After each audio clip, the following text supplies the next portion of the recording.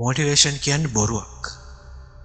ඔයා දකිනවා motivation speech එකක් එහෙම නැත්නම් මොටිවේෂන් වීඩියෝ එකක්. ඒ වෙලාවේ ඒ එන ගැම්මට ඔයා වැඩ පටන් ගන්නවා. ඔයාගේ අරමුණු වලට ඉලක්ක වලට වැඩ පටන් ගන්නවා. හැබැයි ඔයා වැඩ කරන්නේ දවසයි දෙකයි. ඔයා ආපහු අර හිටපු කම්මැලි පුද්ගලයා බවටම පත් වෙනවා. මොකද මේ මොටිවේෂන් කියන්නේ එහෙම නැත්නම් මේ අභිප්‍රේරණය කියන්නේ අපේ හැඟීම් එක්ක තියෙන දෙයක්. අපේ හැඟීම් ඉක්මනට වෙනස් වෙනවා.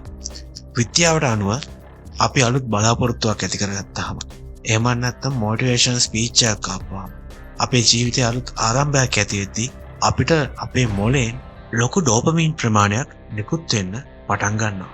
මේකට අපි කියනවා ඩෝපමින් ස්පයික් එකක් කියලා. හැබැයි මේක ටික කාලයයි. මොකද ඔයාගේ හැඟීම් වෙනස් වෙද්දී ඔයාට තියෙන මොටිවේෂන් එකත් ඉබේම වෙනස් වෙනවා. ඔයාට කම්මැලි හිතිච්ච දවසක, ඔයා මහන්සි වෙච්ච දවසක, ඔයාට නිදිමත හැදෙන දවසක, ඔයාට මොන මොටිවේෂන් එක තිබ්බත් ඔයාට වැඩක් කරන්න හිතෙන්නේ නැහැ.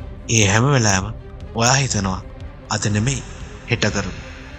ඉතින් මොටිවේෂන් කියන දේ හරියට අපේ ජීවිතවල වැඩ කරන්නේ නැත්නම් මොටිවේෂන් එකක් නැතුව අපේ ඉලක්ක වලට අපි ජීවිතය ගෙනියන්නේ කොහොමද?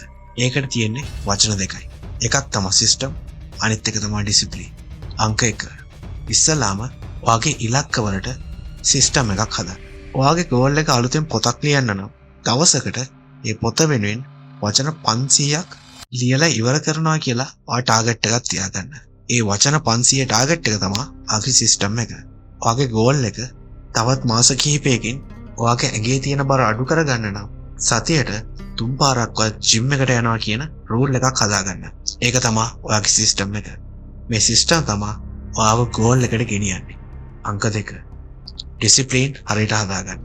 ඔයාට කොච්චර මහන්සි හිතුණත්, කොච්චර නිදිමත හිතුණත්, කොච්චර කම්මැලි හිතුණත් පුළුවන් තරම් ඔයාගේ වැඩේ කරන්න උත්සාහ කරන්න. මේකට හොඳම විදිය තමයි 2 minute rule එක පාවිච්චි කරන්න. ඔයාට වැඩක් කරන්න හිතෙන්නේ නැති වෙලාවට ඔයාට අදාළ වැඩේ මිනිත්තු 2ක් විතරක් කරනවා කියලා හිතාගෙන ඒ වැඩේ අතට ගන්න. ඒ වැඩේ අතට ගත්තාම ඔයා නොදැනුවත්වම ඒ වැඩේ ඉවරනකම්ම ඔයා ඇදන් යනවා. 2 minute rule කියන්නේ ඔයාගේ වැඩේ පටන් ගන්න හොඳ තල්ලුවක්.